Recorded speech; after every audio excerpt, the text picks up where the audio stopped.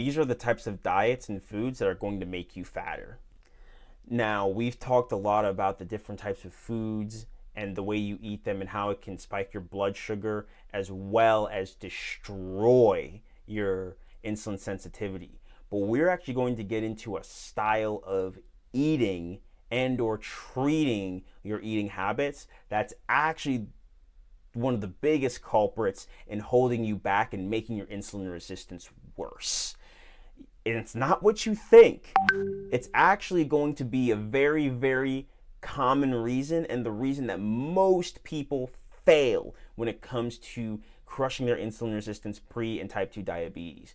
But we're going to get right into it. My name is Rob. I'm the founder of Healthy You, where we help busy entrepreneurs, high-end professionals, executives crush their insulin resistance, lose fat, and regain their energy so they can improve the quality of their life. And this is so to give you the information so you can make a proper change to become healthy long term. So let's get into what exactly this mindset is and way of eating so you can avoid it. You guessed it. Crash dieting. Crash dieting is the main culprit for people gaining fat, making their insulin resistance worse, and eventually ending up with metabolic disease like pre or type 2 diabetes, fatty liver, kidney disease, inflammation, and all these other issues. And why is that? We're going to get into that right now, but here's some statistics that you probably didn't know. 80% of the people who crash diet gain back all the weight that they lost and then some. It's usually 110 to 120% of the weight that they lost, they gain back, meaning that they gain back more weight than they lost. That's 75 to 80% of the people who indulge in fad and crash diets. Why is that the case? Crash dieting is a short-term endeavor. It focuses on the next 3 to 16 weeks, and they're usually very, very, very restrictive. They don't focus on habit or lifestyle change. They focus on getting you as quick results as possible, meaning they focus on helping you lose as much weight as possible as quickly as possible. All right? This optimizes for quick results, not sustainable or long-term results. It optimizes for quick results. Big difference. What do these crash diets look like? Keto, carnivore, pescatarian. Like, these are the types of diets that are heavily, heavily pushed, especially on social media. You have a ton of people constantly advocating for keto, carnivore, and don't get me wrong. Do these diets work? Of course they do. Of course they do. If you do them, you will lose weight and your insulin resistance will get better. The problem is they're heavily, heavily, heavily restrictive. All right? And most of the people that can keep these up long term, they have to modify the protocol to give them flexibility with how they eat food. I know because I've done this. I've done carnivore, I've done keto several times, and every time, within a matter of weeks or months, I'd fall off because I'd run into a work project, a family emergency, or I'd just burn out. And then what happens? I fell off the rails, I'd binge eat, and I'd gain all the weight back. What's messed up too is a lot of the time, a lot of the fitness influencers that preach this stuff are not doing it themselves. They're doing a much, much, much, much more flexible lifestyle version of what they're preaching.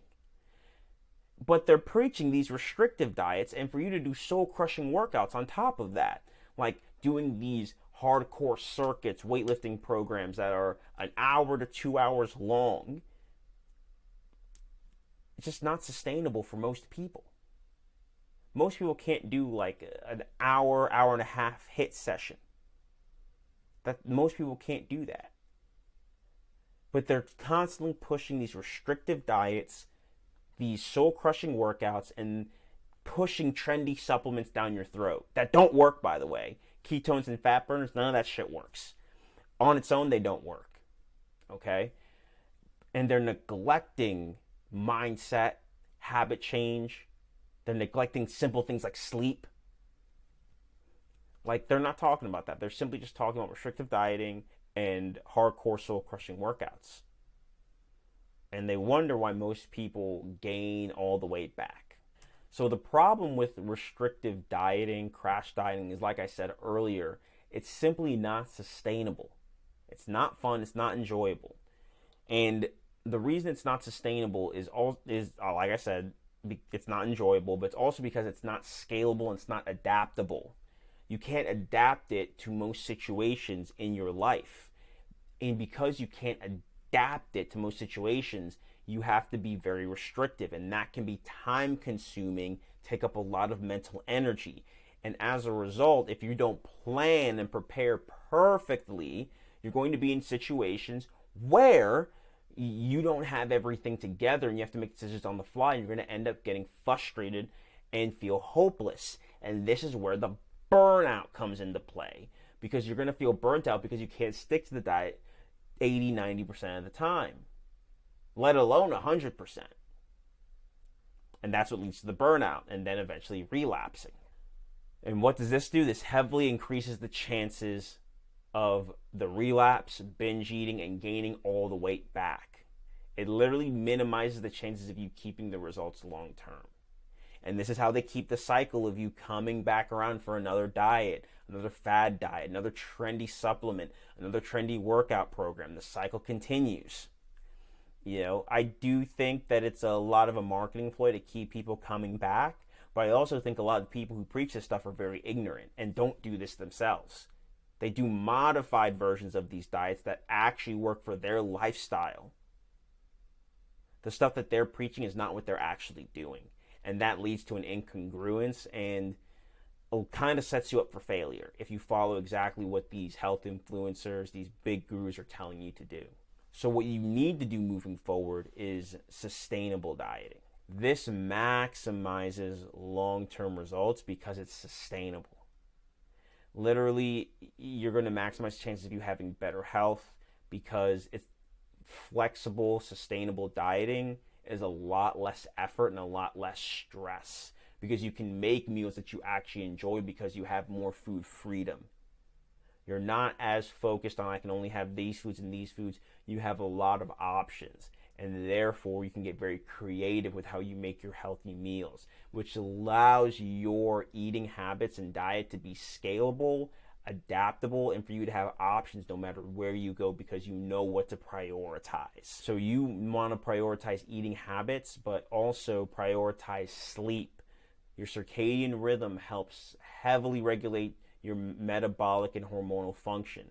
So if you're sleep deprived, you're going to have impaired metabolism and insulin signaling, which means you'll have increased cravings, increased hunger, higher glucose spikes, higher insulin levels, and this is going to make your battle against insulin resistance much, much harder. Okay, so prioritize your eating habits and your sleep. Those are the first two things I want you to prioritize. And then start adding in simple, short workouts once you feel that you've got more of the eating habits and the sleep down. And then you can add in supplements. And remember, supplements are not the foundation. They only help accelerate and improve our results. The main things that are going to get you results are going to be your change in eating habits and your sleep hygiene. Do those two things together. Focus on those two things first. Get that down and watch your body, mind, and quality of life change. I promise you. So there you have it.